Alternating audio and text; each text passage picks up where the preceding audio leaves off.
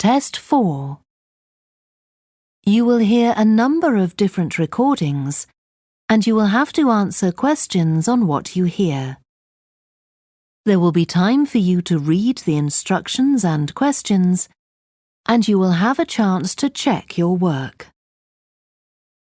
All the recordings will be played once only.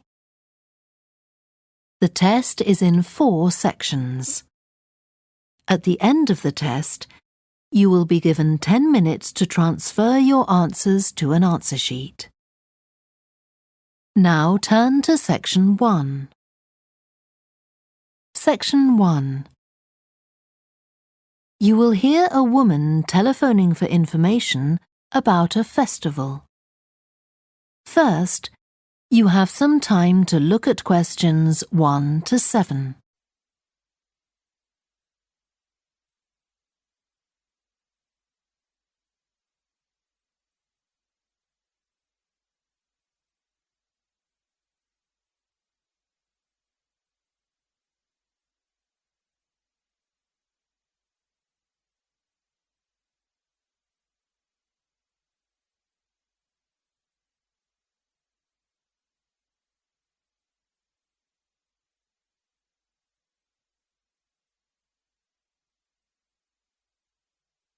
You will see that there is an example that has been done for you. Now we shall begin. You should answer the questions as you listen because you will not hear the recording a second time. Listen carefully and answer questions 1 to 7.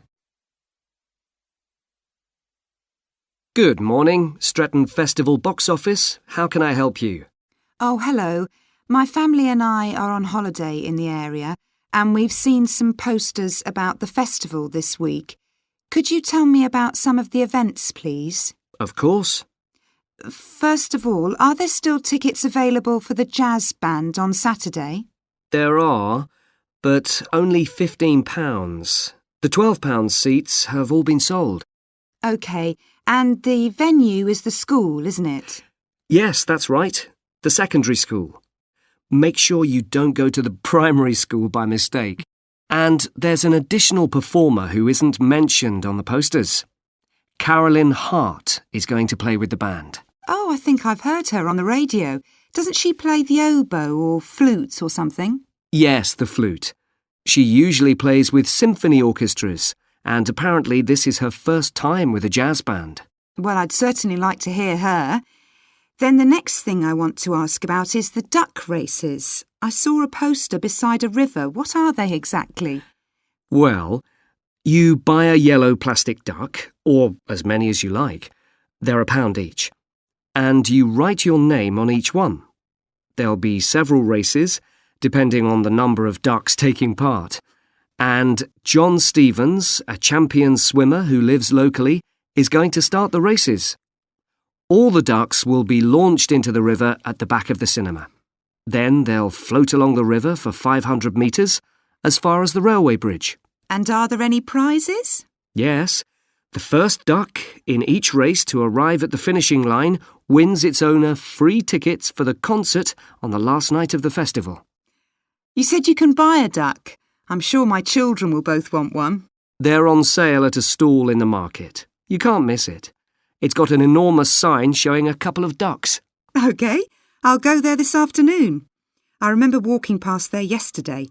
Now, could you tell me something about the flower show, please? Well, admission is free and the show is being held in Bythwaite Hall. Sorry, how do you spell that? Bythwaite.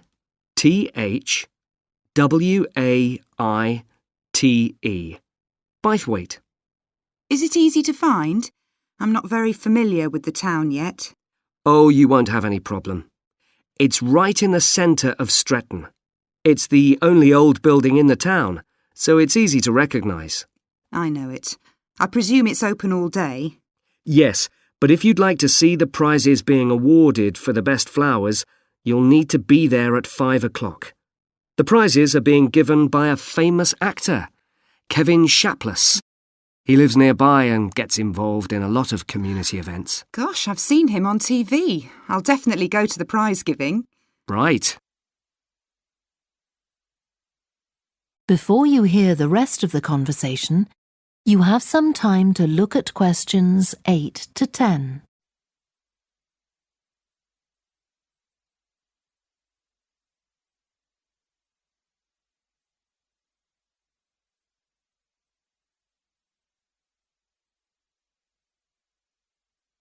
Now listen and answer questions 8 to 10. I've seen a list of plays that are being performed this week, and I'd like to know which are suitable for my children and which ones my husband and I might go to. How old are your children? 5 and 7. What about The Mystery of Muldoon? That's aimed at 5 to 10-year-olds. So if I take my children, I can expect them to enjoy it more than I do? I think so. If you'd like something for yourself and your husband and leave your children with a babysitter, you might like to see Fire and Flood. It's about events that really happened in Stretton 200 years ago, and children might find it rather frightening. Oh, thanks for the warning. And finally, what about Silly Sailor? That's a comedy, and it's for young and old. In fact, it won an award in the Stretton Drama Festival a couple of months ago. OK. Well, goodbye and thanks for all the information. I'm looking forward to the festival. Goodbye. That is the end of section 1.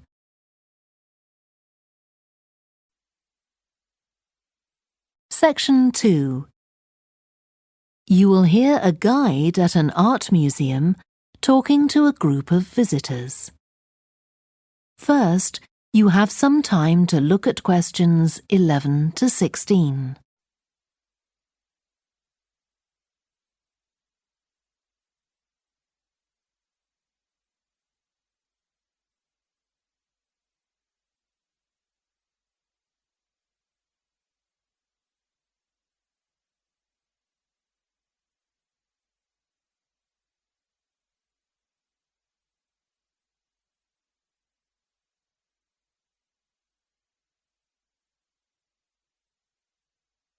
Now listen carefully and answer questions 11 to 16.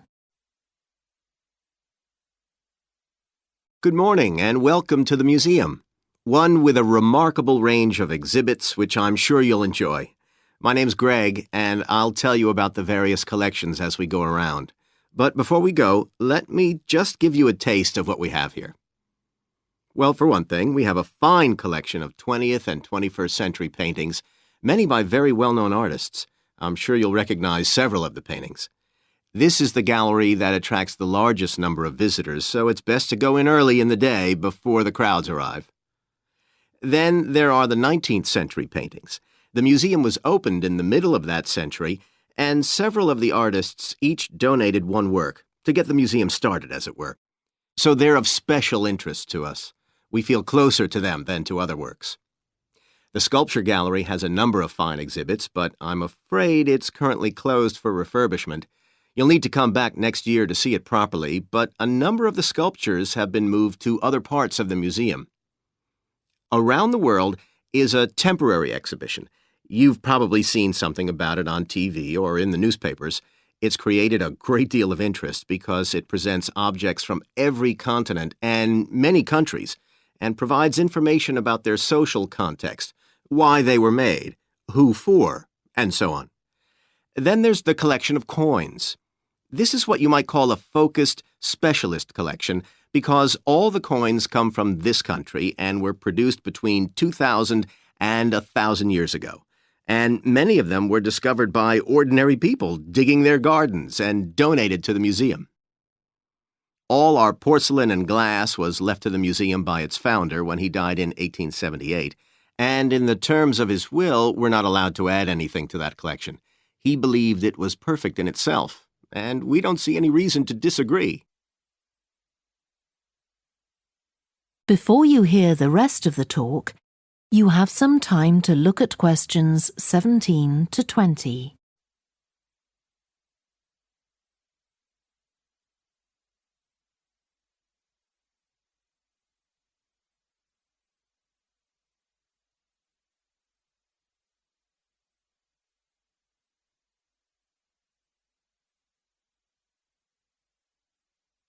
Now listen and answer questions 17 to 20.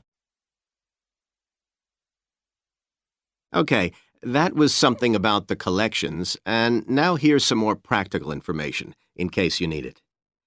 Most of the museum facilities are downstairs in the basement, so you go down the stairs here. When you reach the bottom of the stairs, you'll find yourself in a sitting area with comfortable chairs and sofas where you can have a rest before continuing your exploration of the museum. We have a very good restaurant which serves excellent food all day in a relaxing atmosphere. To reach it, when you get to the bottom of the stairs, go straight ahead to the far side of the sitting area, then turn right into the corridor. You'll see the door of the restaurant facing you. If you just want a snack or if you'd like to eat somewhere with facilities for children, we also have a cafe. When you reach the bottom of the stairs, you'll need to go straight ahead, turn right into the corridor, and the cafe is immediately on the right.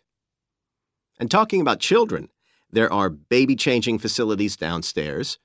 Cross the sitting area, continue straight ahead along the corridor on the left, and you and your baby will find the facilities on the left-hand side.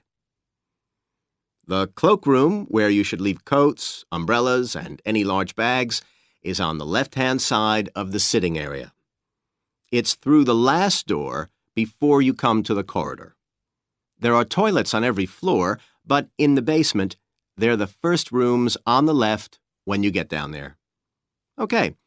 Now, if you've got anything to leave in the cloakroom, please do that now, and then we'll start our tour. That is the end of Section 2. Section 3.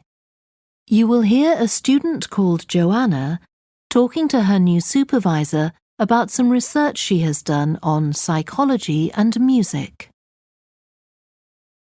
First, you have some time to look at questions 21 to 26.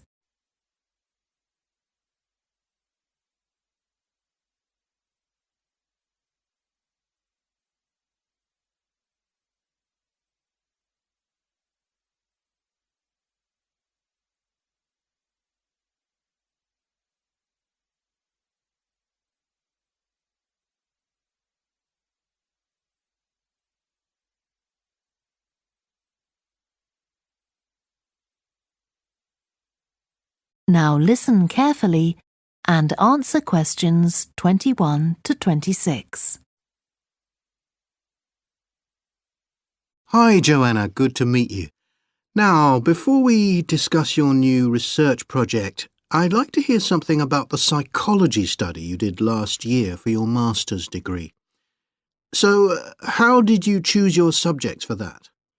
Well, I had 6 subjects, all professional musicians and all female. 3 were violinists, and there was also a cello player and a pianist and a flute player. They were all very highly regarded in the music world, and they'd done quite extensive tours in different continents, and quite a few had won prizes and competitions as well. And they were quite young, weren't they? Yes, between 25 and 29. The mean was 27.8. I wasn't specifically looking for artists who'd produced recordings, but this is something that's just taken for granted these days, and they all had. Right. Now, you collected your data through telephone interviews, didn't you? Yes. I realised if I was going to interview leading musicians, it'd only be possible over the phone because they're so busy. I recorded them using a telephone recording adapter. I'd been worried about the quality, but it worked out all right. I managed at least a 30-minute interview with each subject, sometimes longer. Did doing it on the phone make it more stressful? I'd thought it might. It was all quite informal, though, and in fact they seemed very keen to talk. And I don't think using the phone meant I got less rich data. Rather the opposite, in fact. Interesting. And you were looking at how performers dress for concert performances? That's right. My research investigated the way players see their role as a musician and how this is linked to the type of clothing they decide to wear. But that focus didn't emerge immediately. When I started, I was more interested in trying to investigate the impact of what was worn on those listening, and also whether someone like a violinist might adopt a different style of clothing from, say, someone playing the flute or the trumpet. It's interesting that the choice of dress is up to the individual, isn't it?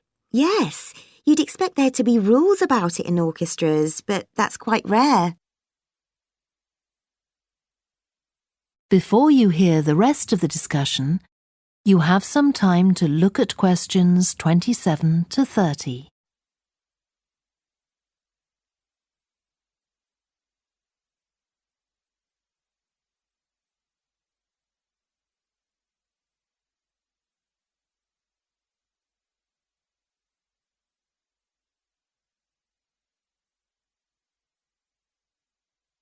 Now listen and answer questions 27 to 30. You only had women performers in your study. Was that because male musicians are less worried about fashion? I think a lot of the men are very much influenced by fashion, but in social terms, the choices they have are more limited. They'd really upset audiences if they strayed away from quite narrow boundaries. Now, popular music has quite different expectations.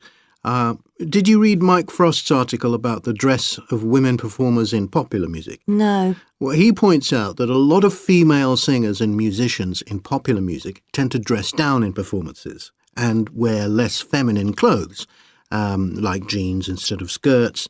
And he suggests this is because otherwise they'd just be discounted as trivial. But you could argue they're just wearing what's practical.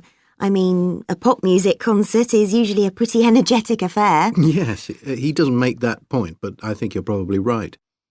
I was interested by the effect of the audience at a musical performance when it came to the choice of dress.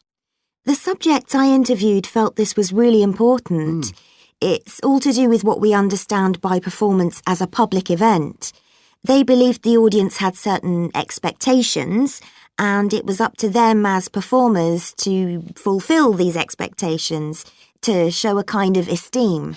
They weren't afraid of looking as if they'd made an effort to look good. I think in the past, the audience would have had those expectations of one another too, but that's not really the case now. Not in the UK, anyway. No. And I also got interested in what sports scientists are doing too, with regard to clothing. Musicians are quite vulnerable physically, aren't they? Because the movements they carry out are very intensive and repetitive. So I'd imagine some features of sports clothing could safeguard the players from the potentially dangerous effects of this sort of thing. Yes, but musicians don't really consider it. They avoid clothing that obviously restricts their movements, but that's as far as they go. Anyway, coming back to your own research, do you have any idea where you're going from here? I was thinking of doing a study using an audience, including... That is the end of section 3. Section 4. You will hear part of a lecture about a way of reducing the amount of carbon dioxide in the atmosphere. First, you have some time to look at questions 31 to 40.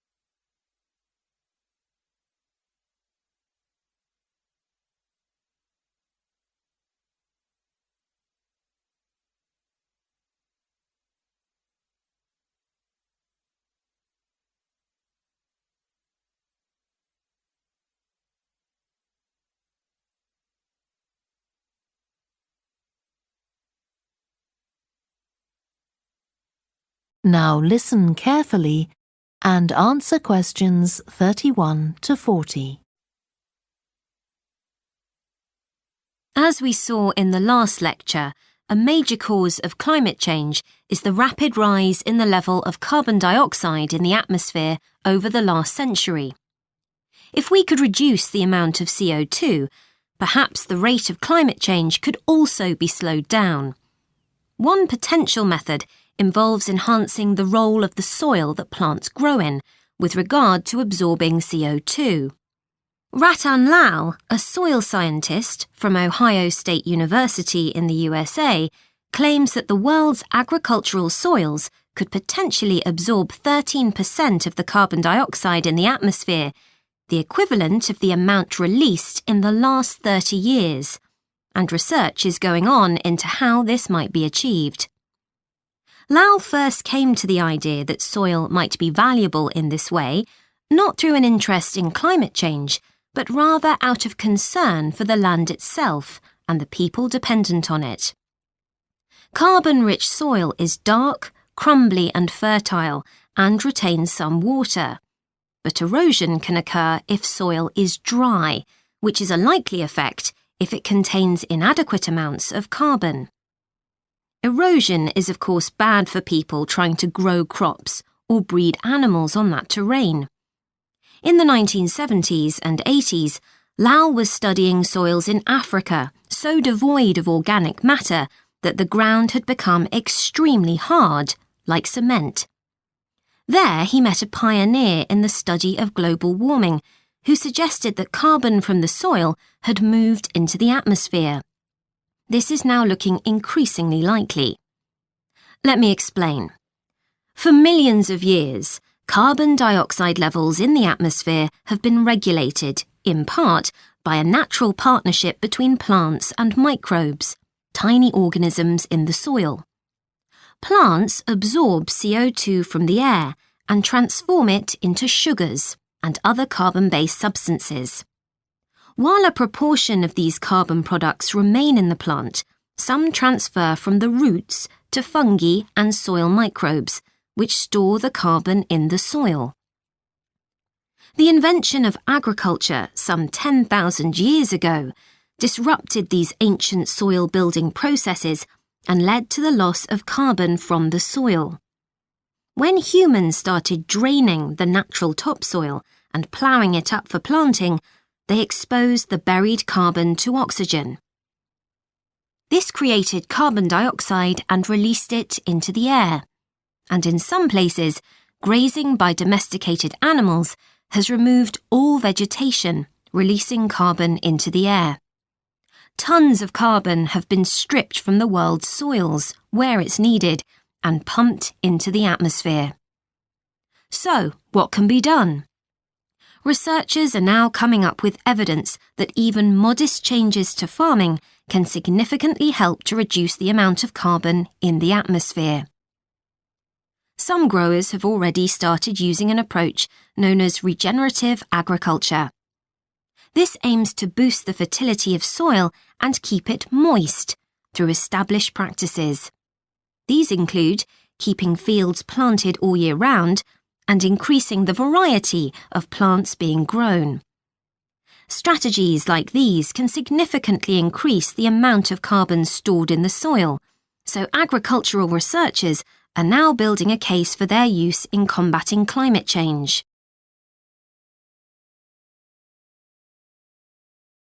One American investigation into the potential for storing CO2 on agricultural lands is taking place in California. Soil scientist Wendy Silver of the University of California, Berkeley, is conducting a first-of-its-kind study on a large cattle farm in the state. She and her students are testing the effects on carbon storage of the compost that is created from waste, both agricultural, including manure and corn stalks, and waste produced in gardens, such as leaves, branches, and lawn trimmings. In Australia, soil ecologist Christine Jones is testing another promising soil enrichment strategy. Jones and 12 farmers are working to build up soil carbon by cultivating grasses that stay green all year round. Like composting, the approach has already been proved experimentally. Jones now hopes to show that it can be applied on working farms and that the resulting carbon capture can be accurately measured. It's hoped in the future that projects such as these will demonstrate the role that farmers and other land managers can play in reducing the harmful effects of greenhouse gases. For example, in countries like the United States, where most farming operations use large applications of fertilizer, changing such long-standing habits will require a change of system. Ratan Lal argues that farmers should receive payment, not just for the corn or beef they produce, but also for the carbon they can store in their soil. Another study being carried out. That is the end of section 4. That is the end of the listening test. You now have 10 minutes to transfer your answers to the answer sheet.